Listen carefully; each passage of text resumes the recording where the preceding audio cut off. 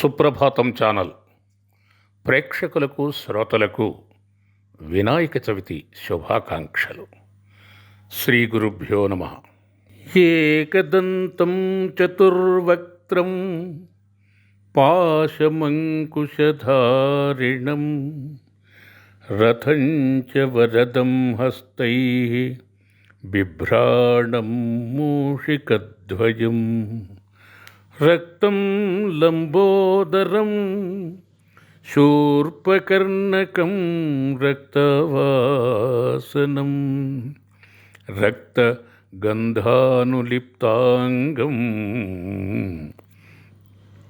రక్తపుష్పైః సుపూజితం భక్తానుకంపినం దేవం జగత్కారణమచ్యుతం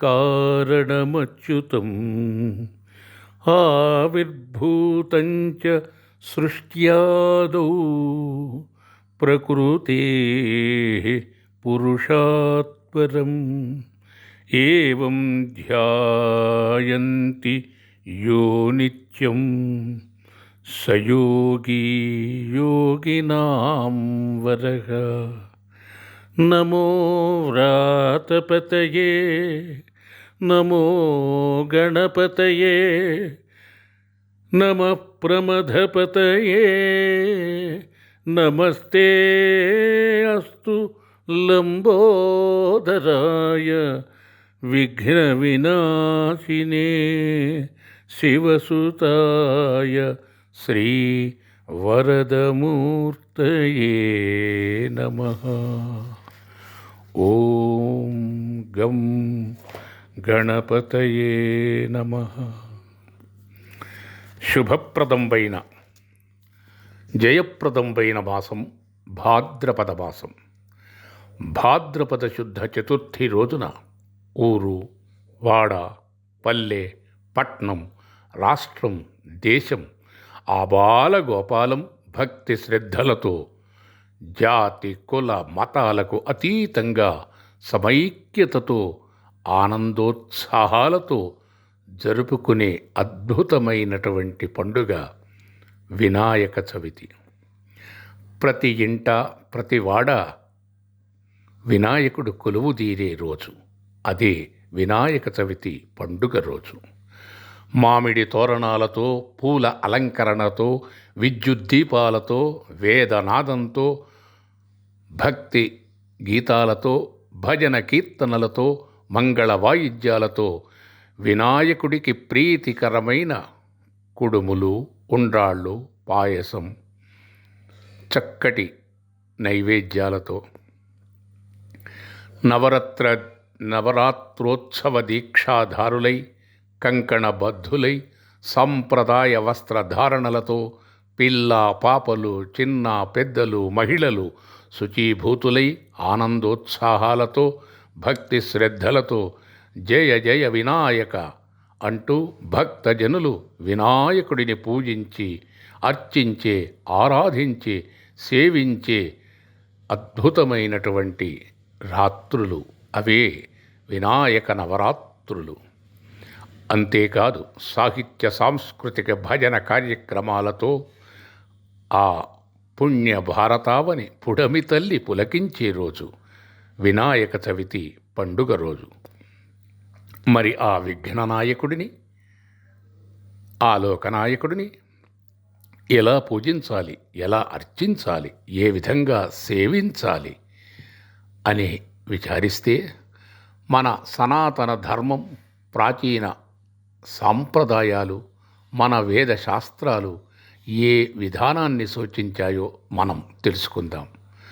వినాయక చవితి పండుగ రోజున తైలాభ్యంగన స్నానమాచరించి నూతన సాంప్రదాయ వస్త్రాలను ధరించి పవిత్ర గంగాజలం, పంచామృతములు, పత్రి, గరిక, పూలు, భస్మం, కుడుములు, ఉండ్రాళ్ళు, పసుపు, కుంకుమ, గంధం, వస్త్రం, యజ్ఞోపవీతం, అగరుబత్తులు, హారతి కర్పూరం,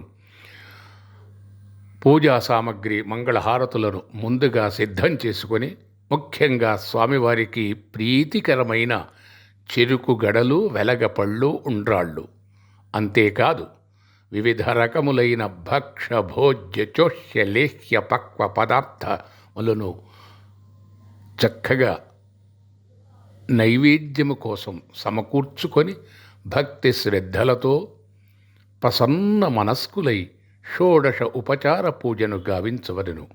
ముఖ్యంగా ఈ నవరాత్రులను నిర్వహించేవారు సదాచారములను, సాంప్రదాయములను, ఆచార వ్యవహారములను, ఆహార విహారములను, సదాచార సాంప్రదాయ వస్త్రధారణలను కలిగి ఉండవలను.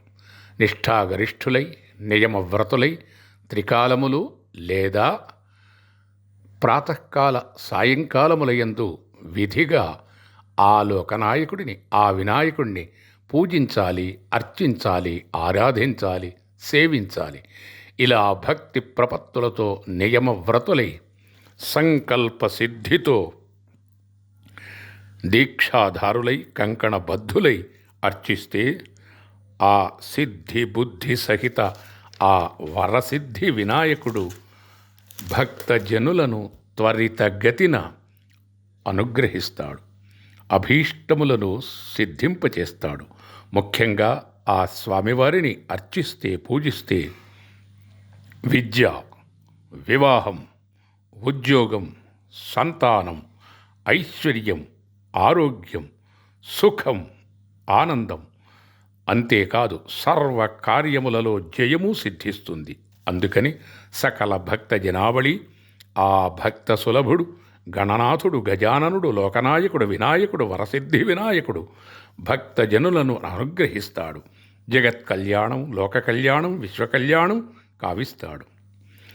లోకం సుభీక్షంగా ఉంటుంది అని మన భారతీయ సనాతన వేద ధర్మ శాస్త్ర సంప్రదాయ సదాచారాలలో చక్కగా వివరించబడినది.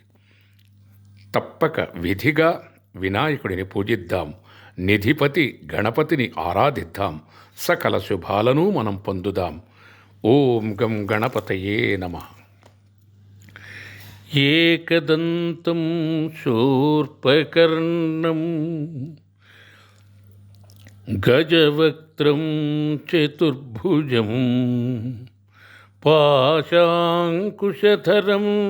దేవం ధ్యాయే సిద్ధి వినాయకం. ఓం శ్రీం హ్రీం క్లీం గ్లౌం గం గణపతయే నమః. ఓం గం గణపతయే నమః. స్వస్తి స్వస్తి ప్రజాభ్యః పరిపాలయంతాం న్యాయేన మార్గేణ మహిం మహీషా. గోబ్రాహ్మణేభ్యః శుభమస్తు నిత్యం. లోకా సమస్తా సుఖినో భవంతు. స్వస్తి. శుభం.